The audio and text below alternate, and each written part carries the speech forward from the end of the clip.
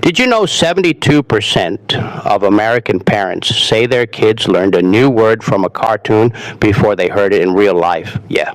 Not from homework, not from some boring workbook, from a singing snowman and a crab with a Caribbean vibe. That is wild. And if you are sleeping on Disney animation clips to teach your kids English, you are leaving free fluency on the table. Today we are breaking down 6 secrets that most people get wrong about using Disney clips to teach kids English. I learned this the hard way teaching my little cousin who would rather eat glue than do grammar drills, but toss on Encanto or Frozen and suddenly the kid is a tiny Shakespeare. Here is why that happens and how you can steal the trick for your own living room. Secret number 1, short clips beat full movies every single time. I know what you're thinking. Just throw in the whole Lion King and let Rafiki do the teaching. Big mistake. Kids tune out after 10 minutes if they do not get the words. Your brain learns language in chunks, bite-sized pieces, not a 2-hour buffet. So instead of movie night, you want clip night. Pick a 30-second moment from Moana where Maui says, "Hey, it is okay, you are welcome." Play it, pause it, act it out. Kids copy what they love. Full movies are for popcorn, clips are for progress. Most parents mess this up because they think more Disney equals more English. Nah, more focus equals more English. You want repetition without boredom. A clip gives you that. You can run back the same 20 seconds 5 times, and your kid will not riot because it is Maui. Try doing that with a grammar worksheet and see how fast they stage a coup. Secret number 2, songs are not just for vibes, they are memory glue. Everyone loves Let It Go, but here's what people miss. The reason your kid can scream the whole song but cannot say "I want water" is because songs use rhythm to lock words into the brain. The melody is like a backpack for the vocab, so do not just sing along, turn it into a fill in the blank game. Mute the TV right before a keyword. In a whole new world, stop it, and I can show you and let your kid yell world. You are building recall. That is the muscle that matters in real conversations. Here is the part that trips people up. They think singing is passive. It is not.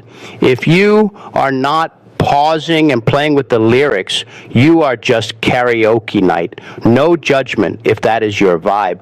But if you want English gains, you got to make the song work for you. Make it a game. Make it a challenge. Kids live for that.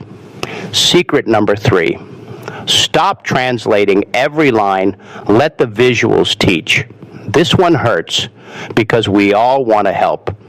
Your kid watches Tangled and Rapunzel says, "Best day ever." You jump in and go, "That means Aja Kardin Tashera." Stop. I say this with love. You are robbing them. Disney animators are geniuses. When Rapunzel says "best day ever," she is spinning with sunshine on her face and lanterns in the sky. Your kid already gets it. Their brain is connecting the feeling to the words. That is how native speakers learn. If you jump in with a translation, you break the magic and you teach them to wait for you. You want them to trust the context, so zip it. Let Elsa look heartbroken when she says "I am alone." The face says it all. English just rides shotgun. Think of it like this. When you learn to ride a bike, your dad ran beside you. He did not explain pedals in a textbook. He let your body feel the balance. Disney scenes are the training wheels for feelings and words. Let the kid wobble. Secret number 4. The side characters are the real MVPs for everyday English. Everybody wants to sound like a princess. I get it. But real talk. Nobody talks like Elsa in line at Target. You know who does talk like a normal person? Olaf, Mater from Cars, Mushu from Mulan, Dory from Finding Nemo. These characters use short sentences. Slang, jokes, stuff your kid will actually say at school. When Olaf says "some people are worth melting for," that is emotion. When Mater says "get are done," that is American culture in 3 words. Parents ignore the sidekicks because they are not the main hero.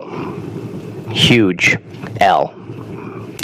If your goal is for your kid to order chicken nuggets or make a friend at recess, you need the casual English. You need the "hey buddy" and "no way," and that was awesome energy. So here is the move. Make a playlist of side character moments. 1 minute of Genie being chaotic. 30 seconds of Timon and Pumbaa arguing about bugs. That is the gold. That is how your kid stops sounding like a textbook and starts sounding like a kid from Ohio. Secret number 5. Repeat the clip, but change your voice and your face. Kids are not learning words. They are learning how to be human in English. That means tone, facial expression, attitude. If you watch Zootopia and Judy Hopps says, "I am not a dumb bunny," you cannot say it like a robot. You got to say it with that spicy little chin lift. So watch the clip once. Then do it again, but you be the actor. Do anger from inside out and scrunch your face. Do joy and bounce around. When your kid sees you going full goofball, they lose the fear. Language is cringe until it is not. You go first. Most adults skip this because we are too cool. Drop the cool. You are not at a job interview. You are on the living room floor trying to raise a bilingual legend. Be weird, be loud, do the voice.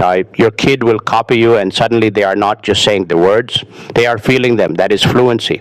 Secret number 6, use the Disney pause rule, 3 seconds. This is the one that changes everything. Play a clip. Right after a character asks a question, hit pause. Count to 3 in your head. 1 Mississippi, 2 Mississippi, 3 Mississippi. Why? Because kids need processing time. In real life, nobody waits. But in learning, you have to build in the gap. In Frozen, Anna says, "Do you want to build a snowman?" Pause. Give your kid a chance to yell, "Yeah," even if they just make a sound. That gap is where learning lives. Everyone skips the pause because silence feels awkward. But awkward is where the brain catches up. If you steamroll through the clip, you are just watching TV. If you pause, you are having a conversation. And conversation is the whole point. I tested this with my nephew. We watched Wreck-It Ralph. Ralph says, "I'm bad," and that is good. I paused. Kid looked at me and went, "No, you good." My heart melted. That was not a scripted lesson. That was a real moment, all because we shut up for 3 seconds. Now let me get personal for a sec. I was that kid who hated English class. Grammar felt like eating dry toast. But I could quote The Little Mermaid start to finish. Under the Sea was my anthem. My mom caught on. She started pausing the VHS tape. Old school, I know. She would point at Sebastian and go, "What is he saying?" I would repeat it in his crab voice. Did I know I was learning adjectives and ocean vocab? Nope. I thought I was just being a fish. 20 years later, I am writing scripts in LA. Funny how that works. So when I say Disney clips work, I am not guessing. I lived it. And I have seen it with dozens of kids at Brighton English BD. The ones who laugh learn faster, period. Here is the relatable analogy I promised. Teaching English with Disney clips is like sneaking veggies into mac and cheese. Your kid thinks they are just getting cheese and noodles. Fun? Easy. No fight. But blended into that sauce is broccoli and carrots and all the good stuff. Grammar is the broccoli. Vocab is the carrots. The Disney clip is the cheese. You are not tricking them. You are packaging the nutrition so it actually gets eaten. Nobody wants a plate of plain broccoli, but mac and cheese all day. If you just hand your kid a grammar book that is plain broccoli, good luck. If you hand them Moana singing How Far I Will Go while you pause and play and act it out, that is mac and cheese with the good stuff hidden inside. They eat it up. They ask for seconds.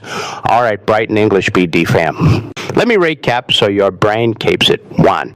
Use short clips, not full movies. 2. Turn songs into fill-in-the-blank games. 3. Stop translating and trust the visuals. 4. Steal lines from side characters for real talk. 5. Get dramatic and act it out. 6. Use the 3-second pause rule.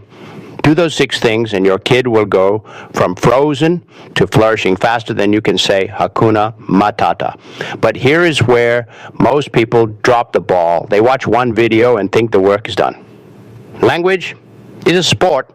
You do not get abs from one push-up. You do not get fluent from one clip. You need reps. You need to make it part of the routine. So pick 2 clips this week, just 2. Maybe try everything from Zootopia and Surface Pressure from Encanto. Play them in the car, at breakfast, before bed. Make them part of the furniture in your house. Consistency beats intensity every time. And do not stress about perfect pronunciation. Like, your kid is not auditioning for Broadway. They are learning to communicate. If they say build a snowman instead of build a snowman, who cares? My cousin said let it go for a year. Now he is correcting my grammar. Kids figure it out. You just gotta give them the space and the joy. That is what Disney does best. It makes you feel something. And feelings make memories. Memories make language stick. Before you go, I want to leave you with a challenge. Not homework, a challenge.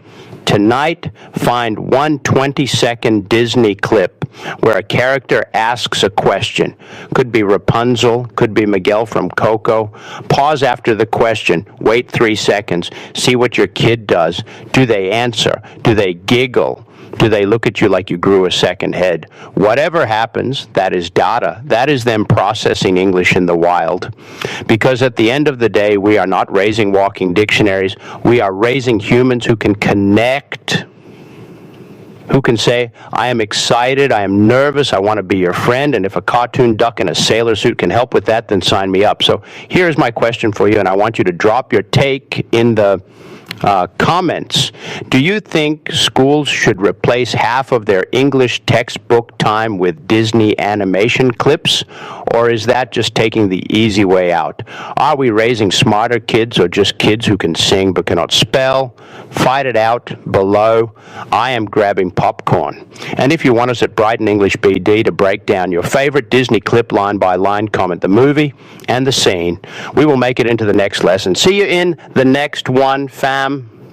Keep it wholesome, keep it unhinged, keep it Disney.